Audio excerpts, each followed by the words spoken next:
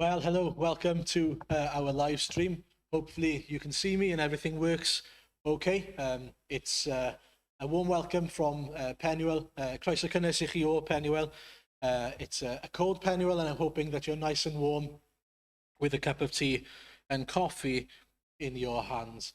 Well, we'll just remind you of the announcements first of all then.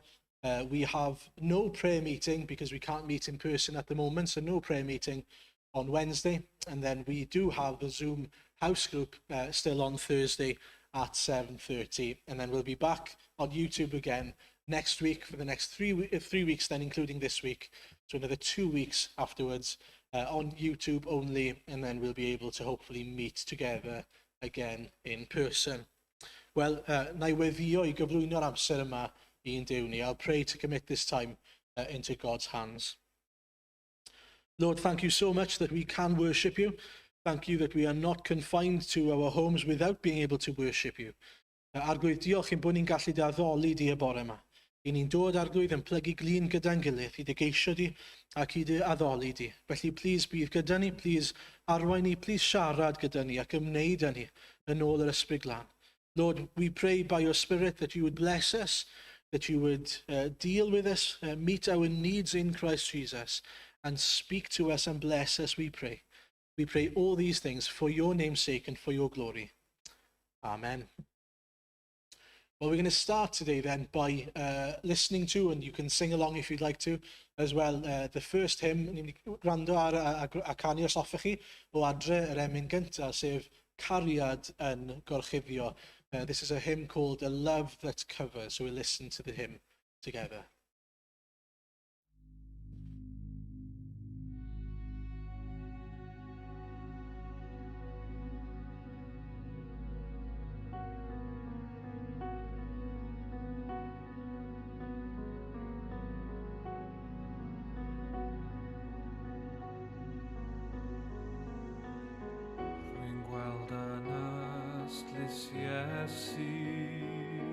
Mor ddofn i'r plwyf a wnaed, gan bicell hyll fy mhechod ac yn y dŵr a'r gwaed. Rwy'n gweld ei aberth drosodd yn marw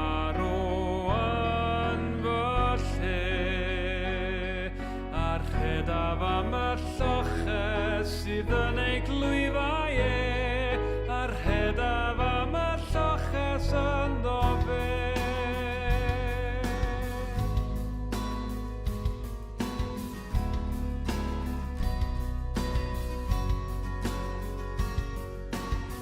Rwy'n gweld yng Nghys yn Judas mor chwerw oedd y braf, ac yn y goron reiniog y dymder os a'r haf. Yng ngwaedd y dorfe glywaf, y meiau'n codi cri, ac yntau'n mynnu dioddef ar groes bren tros o fi, ac yntau'n mynnu dioddef tros o fi.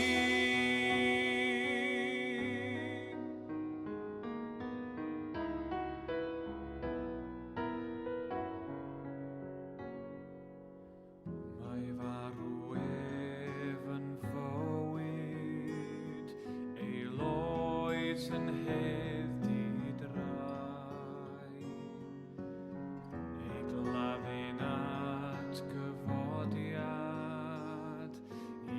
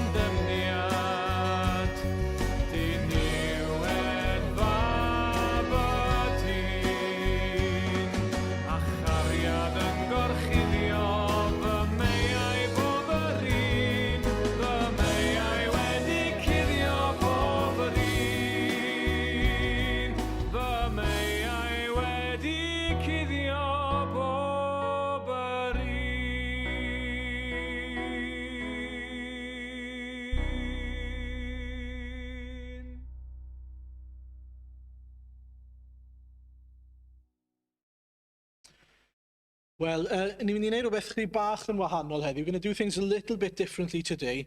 We're going to spend a little less time in the sermon, and we're going to listen to a few testimonies.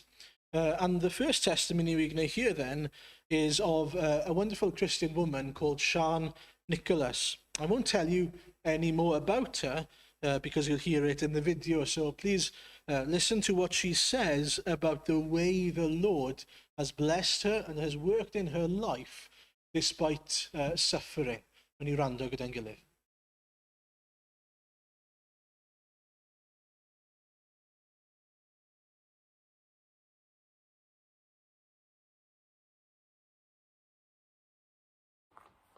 Over 20 years have gone by since I saw the first signs that I was suffering with the same illness as my father, Parkinson's. It's a strange thing to say, but I felt a sense of relief when I was given a reason for the way I was feeling. I remember one day knowing exactly what I wanted to write on a piece of paper on the table in front of me. My brain was telling me what needed to be written, but the message wasn't getting to my fingers, and I couldn't move my pen at all. It was a frightening experience.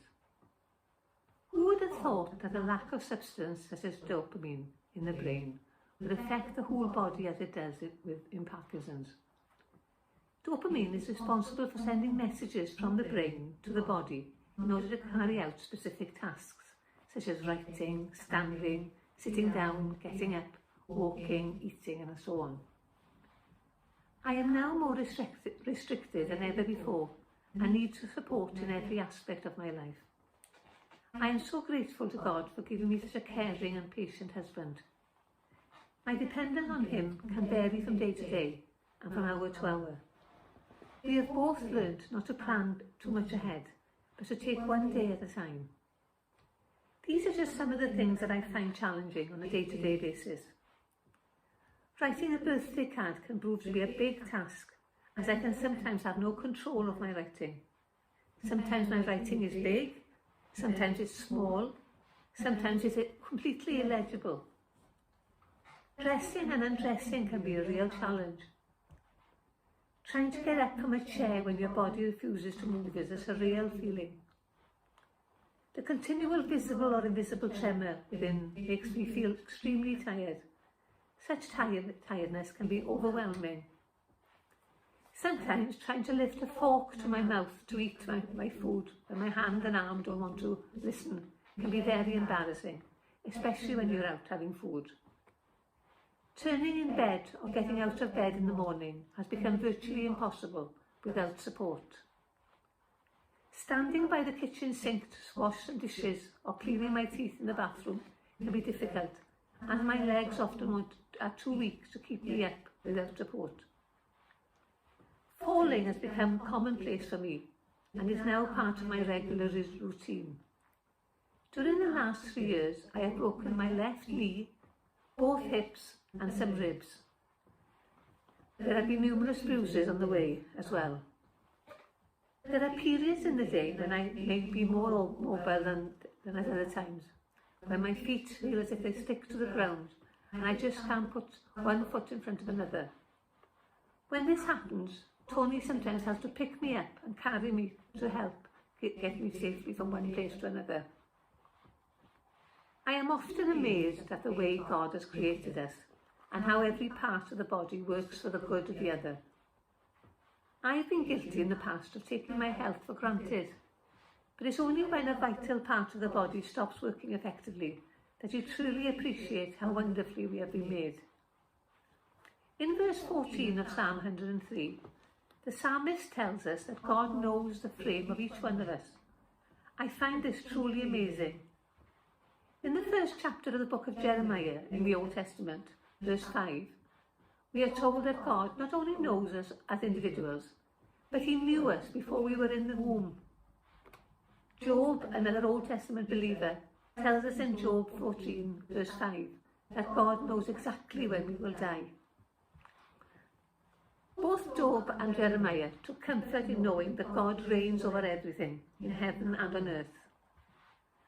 I also take great comfort during this pandemic, coronavirus outbreak, that we are facing today, that God is on his throne, and that he rules over the whole world. Our lives are in his hands. We are very fortunate as a family to be living near the sea. I love going down to the beach in the car to watch the waves come in and away one after another. In Proverbs 8, verse 29, it says that God controls the waves and none can pass the limits he sets for them. I take great comfort in knowing that God is behind my sickness. He has entrusted the sickness to me, and it can only touch my life as far as he permits. And although this illness leaves me weak, he gives me strength to live day by day. In the New Testament, the Apostle Paul speaks from personal experience as he writes a letter to the church in Corinth.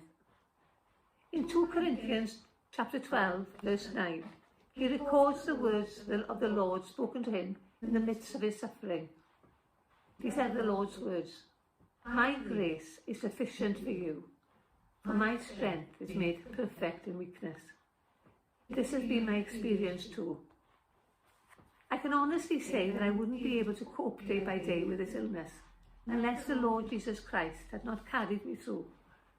He has given me peace in my heart to accept the illness and to trust him in my need. He tells me in his word, the Bible, that any suffering I face in this life is temporary, and when I go to heaven, my Parkinson's will not be there. How do I know I'll go to heaven? Not because I think I'm good enough or that I deserve my place there. Nothing could be further from the truth. I look forward to heaven because God sent his son, Jesus, into the world to save sinners just like me. By God's grace, through faith in my Saviour, I know I shall be with him forever. I am now more and more dependent on my husband, Tony, than ever before. When he catches me and stops me from falling, or holds my hand tightly, I feel safe. If I feel safe in the arms of my husband, how much safer do I feel when I'm being carried in the arms of my Lord, or the Good Shepherd? In Mark chapter 8, verse 23, there is a lovely picture of Jesus taking the hand of a blind man and carefully leading him out of the town to the place where he heals him.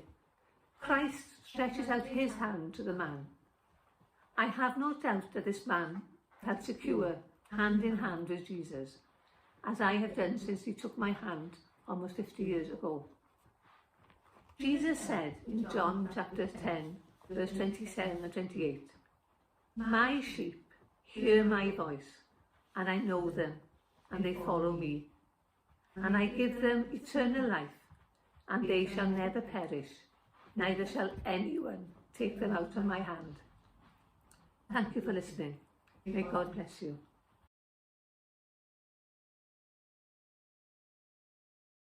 Well, what an amazing testimony that is to God's power, to God's care as the Great Shepherd on Sian's life. Well, now we're going to hear from someone else, someone you know, Clyde from our church, and he is going to talk about someone else's witness and her effect on his life, and how he's been encouraged by the witness of this lady he's going to be talking about now.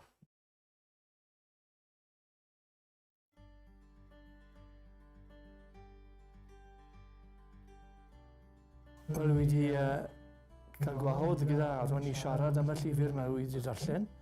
I'm going to ask Aaron to just give a review of this book of this amazing lady called Asia Bibi.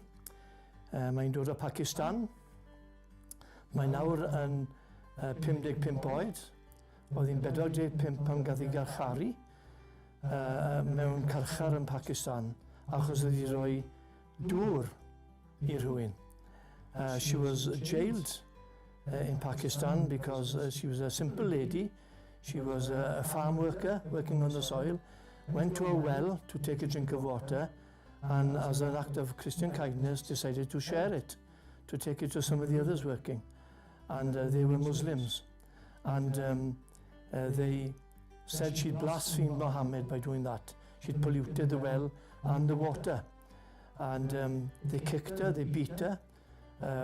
Gadw nhw ddi ar y llawr mewn lwmpin achos oedd hi wedi cael ei chrasu gymaint a yna dath yr heddlu a mynd â i'r carchar.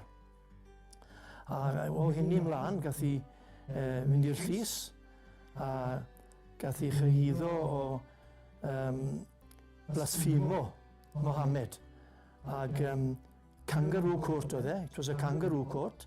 She didn't have any defence and she was sentenced to death by hanging.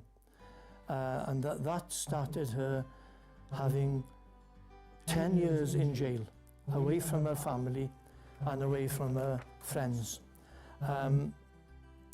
Dim ond am llwnc o ddŵr o bydew gath ei charcharu am hynny. Mae gen i ddiwr o'r enw Asgig a 2 ferch eisiam. A oedd ddim wedi gweld nhw braidd dim am 10 mlynedd. Ac yn 2009, gath i'r dedfyd marwolaeth trwy hongian. She was sentenced to death in 2009. 2 of her defence, one was an MP, the other one was an official in the county she was in. They stood up for her and they were both assassinated. Dyna beth oedd y pris o sefyll lan dros Asia Bibi. Yn y carchar, in the jail, she had to put up with other prisoners saying, hang her, hongianwch chi. Oedd hwnna'n mynd mlaen dydd a nos.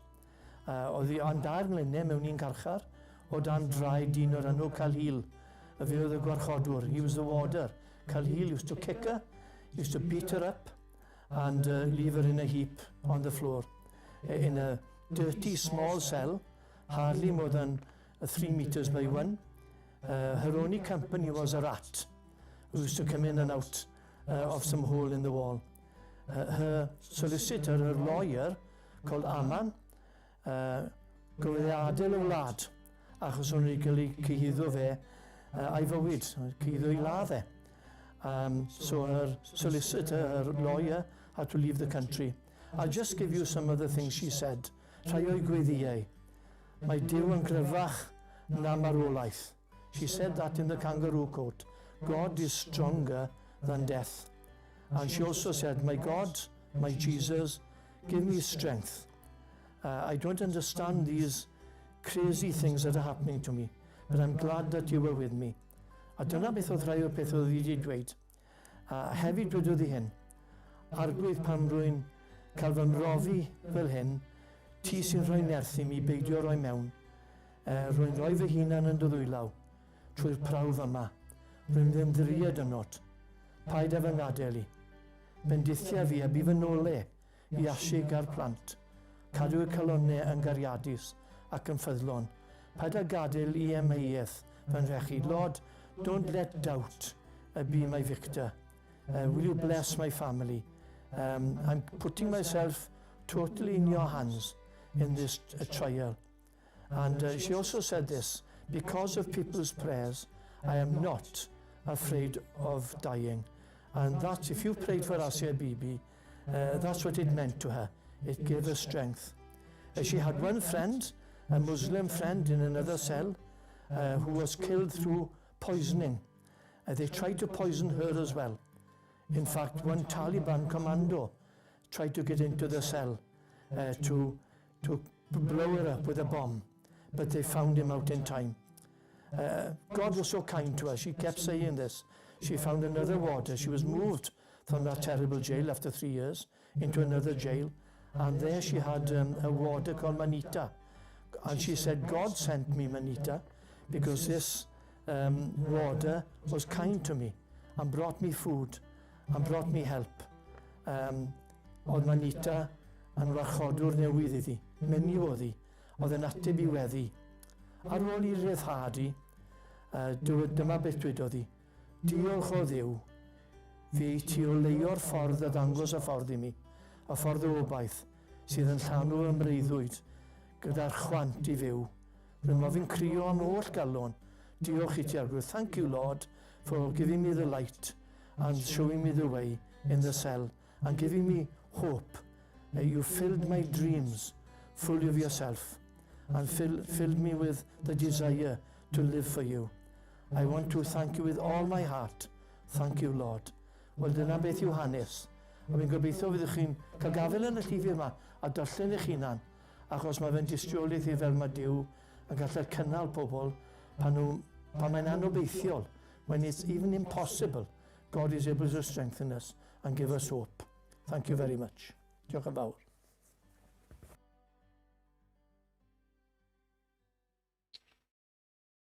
Well, what an amazing testimony again to the work of God in Asia Bibi's life, but also how he has encouraged Clyde and us now with her testimony as well. Well, now we're going to read together, hopefully, from 1 Thessalonians chapter 3. Hopefully it'll come up on the screen for those who follow in English, and I will read in Welsh. 1 Thessalonians 3, and I'll read the entire chapter. Dyn ni'n darllen cynta Thessaloniaid 3 gyda'n gilydd. Felly, pan na allem ymgynnal yn hwy, buom yn fodlon aros yn Athen ar ein pen ein hunain. Ac anfonais Timotheus, ein brawd a chydweithiwr Duw yn efengil Crist, i'ch cadarnhau a'ch calonogi chwi yn eich ffydd, rhag i neb eich siglo yn y gorthrymderau hyn. Oherwydd fe wyddoch eich hunain mae i hyn yr arfeithwyd ni. Yn wir, pan oeddem gyda chwi, rhag fy negasom i chwi y byddai i ni ddioddef gorthrymder, ac felly y bu, fel y gwyddoch. Am hynny, gan na allwn ymgynnal yn hwy, mi anfonais i gael gwybod am eich ffydd chwi, rhag ofn i'r temtio rywsut fod wedi eich temtio, ac i'n llafur ni fynd yn ofer. Ond y mae Timotheus newydd ddod atom oddi wrthych, a rhoi newyddion da i ni ynglyn â'ch ffydd a'ch cariad chwi. A mae'n dweud fod gennych goffa da amdano'n bob amser, a'ch bod yn hireithi cymaint am gael ein gweld ni ac yr ydym ninnau am eich gweld chwi. Am hynny, gyfeillion, cawsom ni yn ein holl angen a'n gwrthrymder ein calonogi ynglyn â chi ar gyfrif eich ffydd. Oherwydd, os ydych chwi yn awr yn sefyll yn gadarn yn yr arglwydd, y mae hynny'n rhoi bywyd i ni.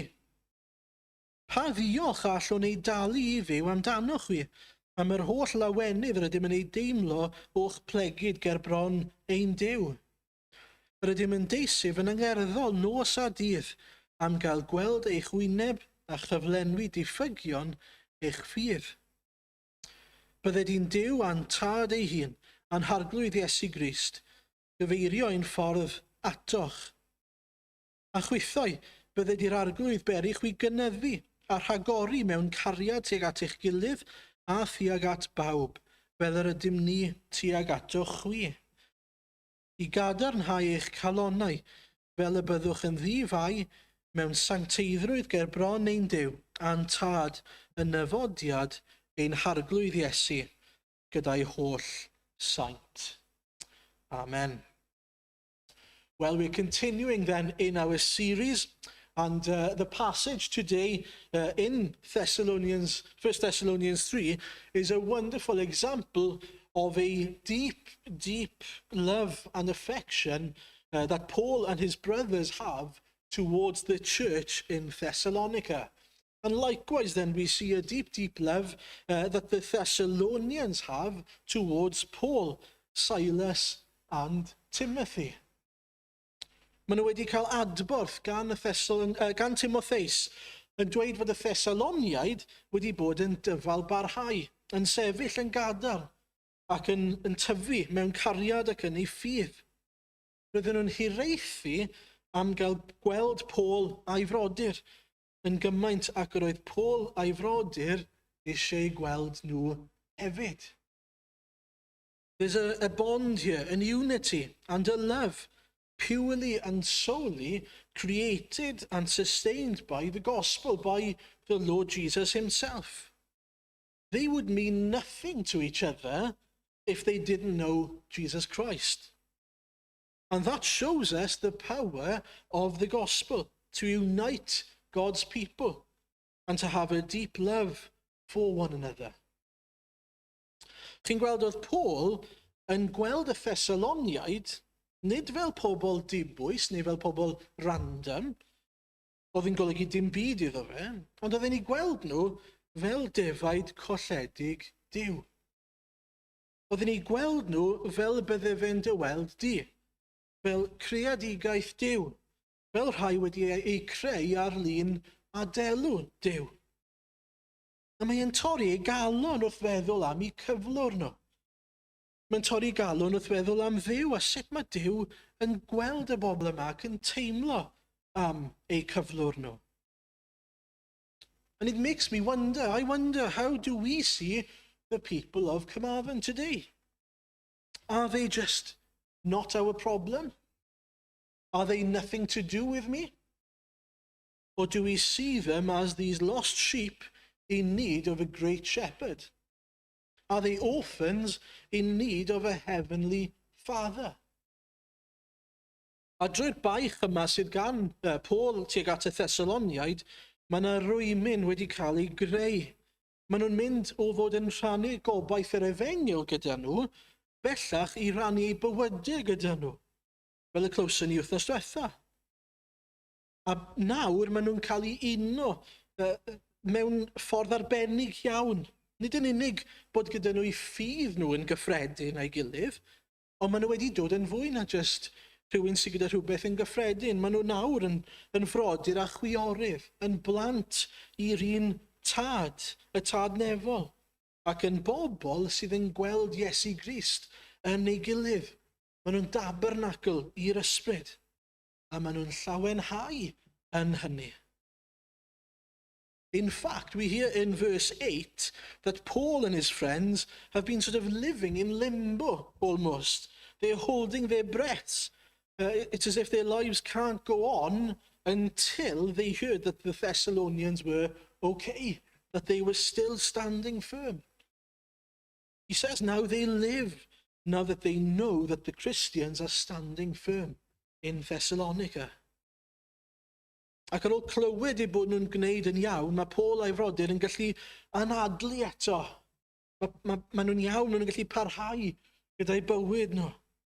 A peidiwch ac anghofio, dim ond chydig o wythnosau wnaethon nhw dreulio gyda nhw mewn person yn rhannu Crist gyda nhw. Dyna ni, chydig o wythnosau. Ond nag yw hynny'n adlewyrchu rhywbeth i ni am werth y Cristion. Mae pob Cristion yn Thessalonica yn werthfawr i Dduw. Ac felly, os maen nhw'n werthfawr i Dduw, maen nhw hefyd yn werthfawr i Paul.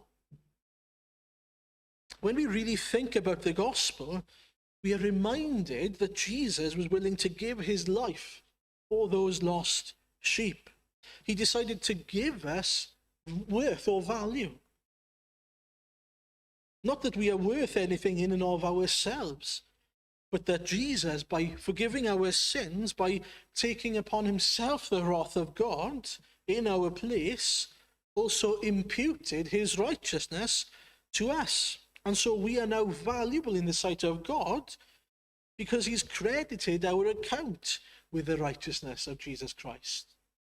And the blood of Christ has been shed and poured upon us, the price for sin. Felly mae credinwyr, priodferch Iesu Grist, teml Dduw, a dinasyddion y nefoedd yn werthfawr i Dduw. A mae temptasiwn i ni anghofio hynny, yn dos e? Os fyddech chi yn y capel, byddwn ni'n gofyn i chi edrych o'ch cwmpas ac atgoffa eich hunain fod Iesu wedi caru, wedi marw dros ac yn preswylio yn y bobl yma sydd o'ch cwmpas chi. Mae Iesu wedi maddau eu pechod nhw, wedi rhoi gwerth iddyn nhw, fel ei briodferch ac aelod o'r corff, a'r bobl yma mae Duw wedi dewis ac yn paratoi i'w hunan. And I wonder then, when we look at other Christians, what do we see? What do we look at in them? What do we look for in them? What do we focus on? Do we see and focus on their flaws? Do we look at the negatives? Do we focus on the bad? Neu, ydyn ni'n gweld fod Crist wedi ei gwneud nhw yn fyw? Ydyn ni'n gweld bod nhw wedi dod i adnabod Iesu Grist? Ydyn ni'n gweld ac yn llawenhau fod Iesu wedi maddau eu pechodau nhw? a'i geni nhw o'r newydd i fod yn deml yr ysbryd glân ac yn rhan o'i eglwys Surely this is what Paul sees as he looks at the Thessalonians. It must be, because when we read on, we come to understand that there are plenty of things that the Thessalonians are lacking in and need to learn about. In other words, Paul doesn't love the Thessalonians because they are spiritually mature or because they are easy to love in terms of their character. Dyw Paul ddim chwaith yn ei caru nhw am ei bod nhw'n caru Paul. I'r gwrthwyneb os rhywbeth, mae Paul yn dweud wrthyn ni nes ymlaen i bod nhw'n ddiffygiol mewn cariad. Mae un o'r diffygion ynddyn nhw yw bod nhw ddim yn dda yn caru eraill. Ond dwi am nodi dau reswm dwi'n credu fod Paul yn caru yr eglwys yn Thessalonica. Firstly then, he loves the church in Thessalonica because Christ loves the church in Thessalonica. And then secondly, he loves the church because Christ loved him and gave himself for him, with the sole purpose of bringing him from death to life, as we see in the life of anyone who comes to know Jesus Christ. Yn gyntaf te, oherwydd fod Christ yn ei caru nhw. Be sy'n amlwg fan hyn yw y gallwn ni garu rhywun arall, caru eraill, oherwydd fod Christ yn ei caru nhw. Os oedd Iesu'n fodlon rhoi ei einioes dros y colledig, dylen ni fod yn fodlon hefyd. Not only can we do that, but we are commanded to do that, as we see with Paul in Ephesians 5 verse 1. He says, "Be imitators of God, therefore, as beloved children, and walk in love, just as Christ loved us and gave himself up for us as a fragrant sacrificial offering to God." Mae'r gorchymyn yn glir iawn ag yw e. Ein bod ni fyw mewn cariad tuag at Iesu Grist a'n gilydd, a rhoi ein hunain yn aberth fel persawr hyfryd i'r arglwydd. Ond dydyn ni ddim yn caru am fod Duw yn dweud wrthyn ni garu yn unig. I ni'n caru am ein bod ni'n gallu tystio i waith gras yn ein bywydau ni'n hunain. A nawr ni'n dymuno i'r cariad i ni wedi profi trwy ras i orlifo ohono ni hyd yn oed ac i'r rhai sydd o'n cwmpas ni. Secondly then, Paul loved the church because Christ loved him. This may sound strange. Why does Paul love the church? Because Christ loved him. But think about it. Jesus loved Paul and gave his life for Paul. Paul is who he is thanks to the work of Jesus in his life. But what was God's goal, his purpose in doing that, in saving him? For Paul and Paul alone, himself to experience the joy and the love of Christ for eternity? Well, no, of course not. It's very clear that God is preparing for himself a people, a nation. The bride of Christ is not an individual. Ti'n cofio geiriau Ioan Fedyddiwr yn Luc 1, adnod 17? Bydd yn cerdded o flaen yr arglwydd yn ysbryd a nerth Elias, i droi calonnau rhieni at ei plant ac i droi'r anifydd i feddylfryd y cyfiawn. Pam, mwyn darparu i'r arglwydd, bobl wedi ei paratoi. This is a great reminder for us, isn't it, that Paul is a part of something bigger than himself. He has brothers and sisters bound to him, and he loves them dearly because of the bonds of the gospel that they share together. Fi'n credu bod hyn yn addas iawn I ni ar gyfer ein dydd ni, wrth I ni fod deuddydd mewn i'r cyfnod clo newydd yma. Mae ganddyn ni gyfrifoldeb a braint a'r gallu I garu a gofalu dros ein gilydd. We could spend all of our time ignoring the rest of the church as we enter into lockdown, concentrating on other things. But I'd like to encourage us to be imitators of Paul and of Christ by loving the other members of the body, by desiring to be with them, to know that they are standing firm. to pray for them, to pick up the phone and speak to them, or send a quick email to make sure that they're doing okay. Check up on those who may be struggling in these next few weeks.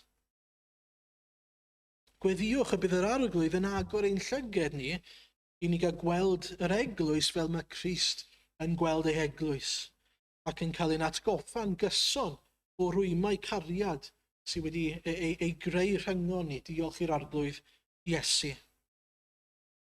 Wel, dwi am orffen gyda 2 beth heddi. Firstly, then, the encouragement of seeing God at work in others. As Paul sees the way God is at work in the Thessalonians here, and the fact that they are being kept and blessed, it is a great encouragement to Paul, who is suffering at this point. It refreshes him and his brothers. Felly, edrychwch mas, a fe gewch chi eich hannog. Mae temptasiwn yn enwedig mewn cyfnodau clo i fod yn fewnblyg, yn oes e? I edrych i mewn. Ydyn ni'n colli golwg ar y ffaith fod Duw ar waith, dim ond i ni edrych yn y llefydd cywir. Fe welson ni y 2 fideo yna ar y dechrau. Yr un cyntaf, tystiolaeth Sian, oedd yn tystio i waith Duw yn ei bywyd hi yng nghanol treialon difrifol iawn. Ac yn gallu dweud, dim ond oherwydd yr arglwydd Iesu, dwi yma wedi cael fy nghynnal heddiw. Oedd e'n anogaeth fawr i fi. Then we heard Clyde's testimony, how he was encouraged by the faith and by the witness, by the work of God in the life of Asia Bibi. And so was I. I was encouraged by hearing how God was at work in her life. Wasn't it amazing to hear that? How God is able to keep in such extreme circumstances. Felly mae eisiau i ni fod yn edrych mas. Mae eisiau ni weld fod Duw ar waith ymhlith ei bobl. A mae hwnna'n gallu bod yn gysur enfawr i ni, yn enwedig falle pan ni ddim yn gallu gweld Duw ar waith yn ni'n hunain. Nid fod e ddim ar waith, ond bod ni ddim yn gallu gweld i fod e ar waith yn ni yn gymaint. Lastly, and secondly then, there is the encouragement to keep on growing. Paul and the brothers aren't blinded by the Thessalonians' need to grow just because they're encouraged by their witness and their growth so far. Maen nhw'n dweud wrth y Thessaloniaid bod nhw eisiau bod gyda nhw a chyflenwi diffygion eu ffydd nhw. Maen nhw'n ddiffygiol mewn rhai agweddau o'i bywydau nhw felly, nag 'yn nhw. A mae'n iawn i bod nhw'n dweud hynny ac yn pwysleisio hynny reit ar y diwedd. We know that the Thessalonians are on a journey, and they need to learn to grow in love for one another, according to verse 12. And then they also need to grow in holiness, and they need to be strengthened, he says. They need to learn what it means to live a holy and blameless life for the sake of Jesus. Mae dyna beth gonest a heriol i rywun fel Paul i ddweud wrth yr eglwys mewn llythyr, yn dyfe? Sut mae'n gallu dweud hynny? Wel, dwi'n credu bod e'n gallu dweud oherwydd fod seiliau cadarn o gariad yn eu perthynas nhw. Mae'n eu caru nhw, a maen nhw'n gwybod i fod yn eu caru nhw. Ac felly, wrth iddo fe herio nhw a'i calanogi nhw, mae'r eglwys yn gwybod beth yw cymhellion Paul. Cymhellion o gariad yw nhw. And so I'd like to encourage us, in order to be able to help each other and build each other up, to start off by loving one another, by giving of ourselves to each other, and by doing so, then earning the right to be able to help each other in our walks with Christ. Dwi'n orffen gyda disclaimer bach. Dyn ni gyd yn bechaduriaid. Dyn ni gyd yn cwmpo'n fyr. Dyn ni'n gwybod hynny. Dyn ni ddim yn caru Iesu Grist fel y dylen ni, heb sôn am bod ni ddim yn caru ei eglwys fel y dylen ni. Ond, yn credu fod modd i ni guddio tu ôl y gwirionedd yna ein bod ni'n bechaduriaid, mwyn peidio gorfod meddwl am y ffaith bod Crist wedi'n hachub ni i fywyd o weithredoedd da.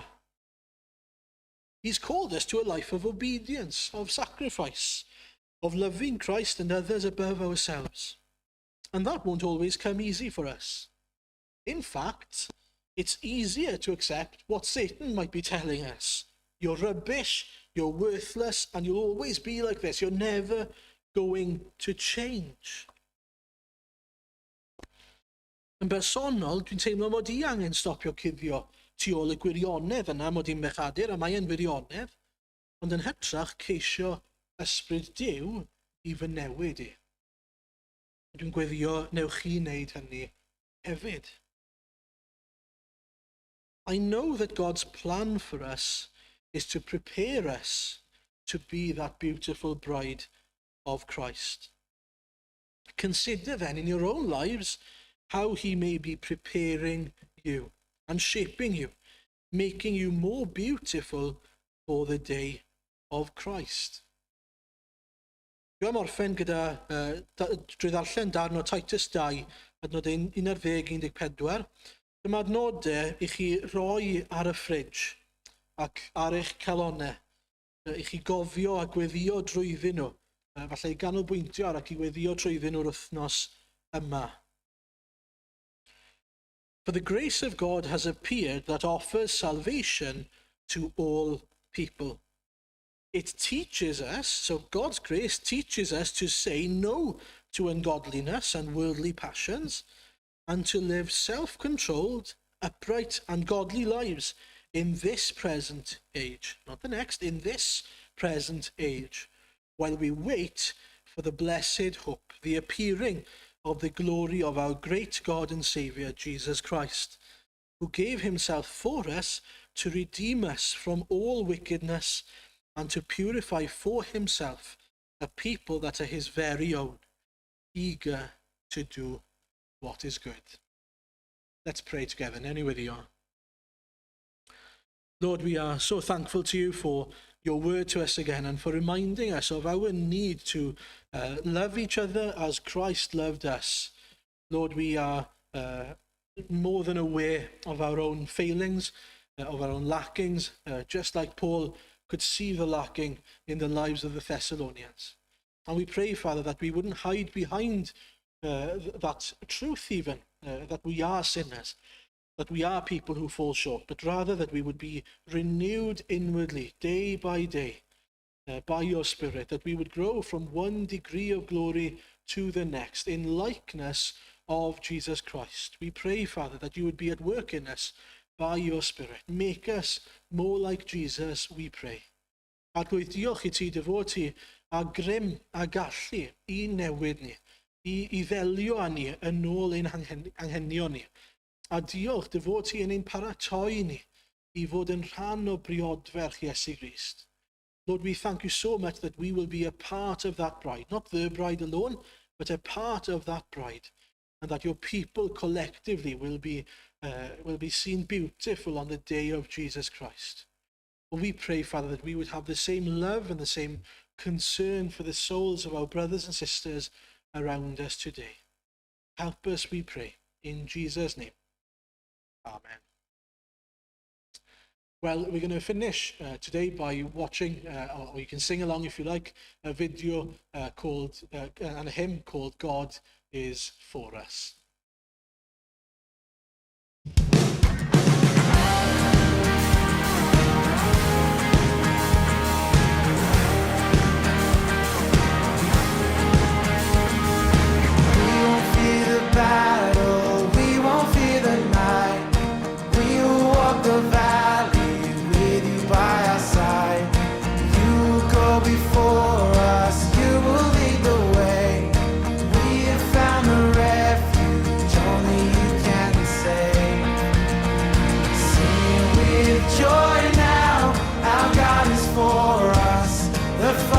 Love is a strong and mighty fortress.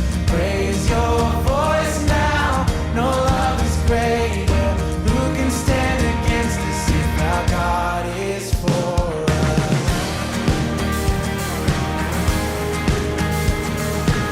Even when I stumble, even when I fall, even when I turn back, still your love is sure.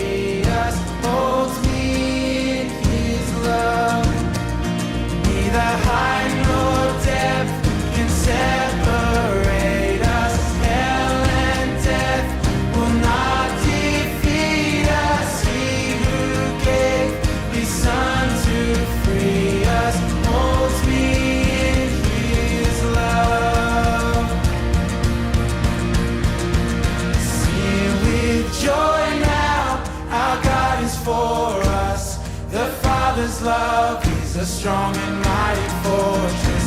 Raise your voice now. No love is greater. Who can stand against us if our God is for us? Sing with joy now. Our God is for us.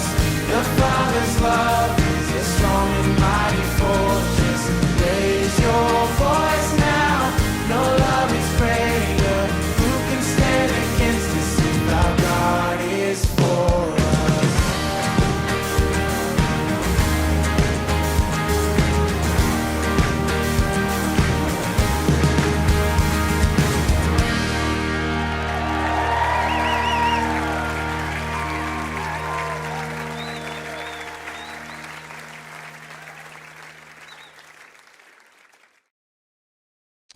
Lord, we thank you for speaking to us again today. Thank you for your word. Diolch Arglwydd am ddelio gyda ni yn ôl dair. Ni'n gweddio Arglwydd i y gair yma sydd o'n ddofn ni'n calonau ni. Please delio gyda ni. Please Arglwydd tywallt y ras arno ni hefyd. I ni angen ti. Lord, we need you. Be gracious and merciful to us, we pray. Be with us this week now as we continue to live for you. And we ask all of this then for your name's sake. Amen.